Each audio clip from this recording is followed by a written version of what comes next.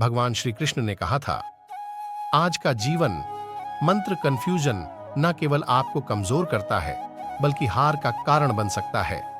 महाभारत युद्ध में अर्जुन जब भ्रमित हुआ तो कृष्ण उसकी स्थिति को समझ गए, उसका कंफ्यूजन दूर किया। कहानी कुरुक्षेत्र के मैदान में दोनों तरफ सेनाएं खड़ी थीं।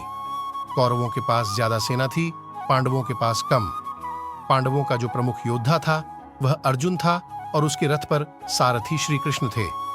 अर्जुन ने श्री कृष्ण से कहा कि मेरे रथ को कौरवों की सेना की ओर लेकर चलिए। मैं पितामह भीष्म, द्रोणाचार्य, दुर्योधन, अश्वत्थामा और कर्ण को देखना चाहता हूं। कृष्ण कुछ नहीं बोले और रथ ले गए। वे रथ लौटाकर लाए तो अचानक धड़ाम की आवाज आई। श्री कृष्ण ने पलटकर देखा कि अर्जुन अपना धनुष गांडीव नीचे रखकर बैठा है और एक संवाद बोला, मैं ये युद्ध नहीं करूंगा।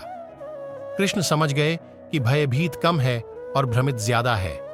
अर्जुन ने कहा था कि मैं खड़ा नहीं हो पा रहा है, मेरा मुंह सूख रहा है, मेरा शरीर कांप रहा है, मेरा धनुष गिर रहा है।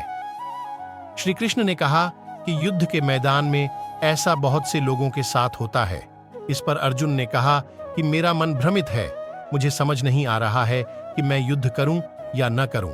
तब श्री कृष्ण ने कहा कि सारी कमजोरियां चलेंगी लेकिन भ्रमित होना नहीं चलेगा। तुम युद्ध इसलिए नहीं कर रहे कि तुम्हारे सामने रिश्तेदार हैं, तुम्हारे पूजनीय हैं। सच तो यह है कि तुम धर्म की रक्षा के लिए युद्ध कर रहे हो। मुद्दा युद्ध नहीं है, बात अपनों की नहीं है। सच तो यह है कि धर्म बचाना है। भ्रम दूर करने के लिए मैं तुम्हें कुछ बातें समझाता हूं।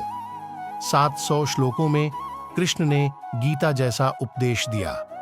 अंत में अर्जुन ने कहा कि अब मेरा भ्रम दूर हो गया, अब मैं तैयार हूं। इससे यह सीख मिलती है कि जो भी काम करो पूरी मजबूती से करो, अगर भ्रमित हो गए तो पराजित हो जाओगे।